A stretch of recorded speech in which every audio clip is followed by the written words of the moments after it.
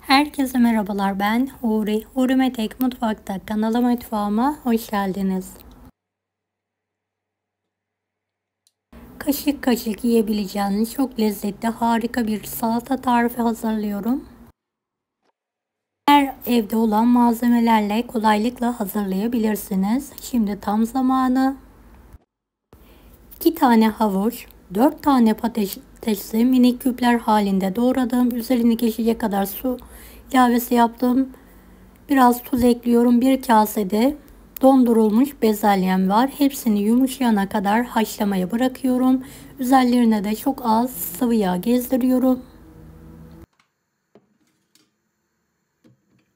Kaynayana kadar yüksek, daha sonra orta ateşte yumuşayana kadar haşlayalım ve daha sonra soğutalım. Tüm sebzelerimi haşladım ve soğuttum. Geniş bir tepsinin içine aldım. Bir kase dolusu da kornişon turşuyu küp halinde doğradım. Bir tutam dereotunu doğruyorum.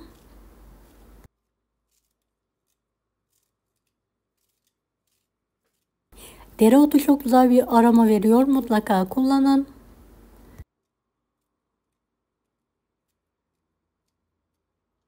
Beni hangi ülkeden veya şehirden izliyorsunuz merak ediyorum. Yoruma yazarsanız sevinirim. Şöyle büyük bir kasede yoğurt ve mayonezi, biraz da sarımsağı ezdim, karıştırdım. Üzerine gezdiriyorum.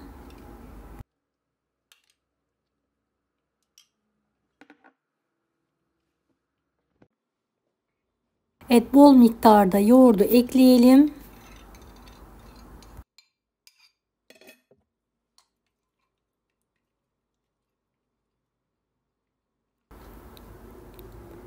Yoğurdun hepsini tepsime alıyorum.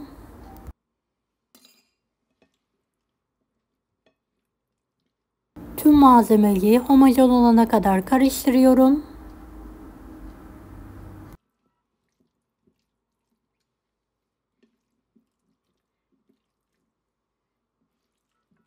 Sebzeleri ezmeden dikkatli bir şekilde yavaş yavaş karıştıralım.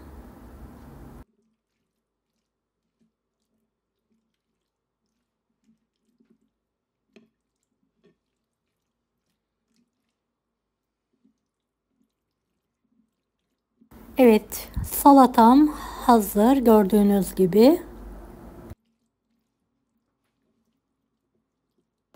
Haşlarken tuz ilavesi yaptığım için tekrardan tuz ilavesi yapmıyorum. Damak tadınıza göre ekleyebilirsiniz.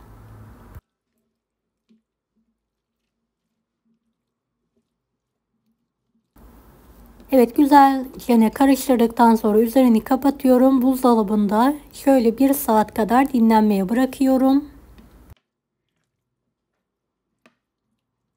Kaşık kaşık yiyebileceğiniz Rus salatamız yemeğe hazır.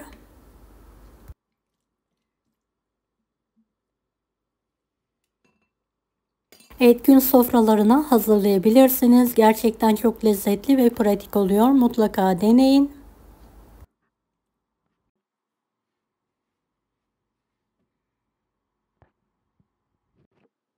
Deneyecek olan herkese şimdiden kolaylıklar dilerim. Kanalıma ücretsiz abone olmayı unutmayın. Allah'a emanet olun. Hoşça kalın.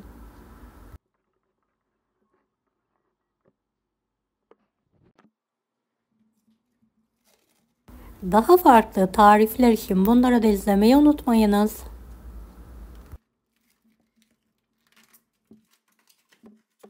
Kolay gelsin herkese.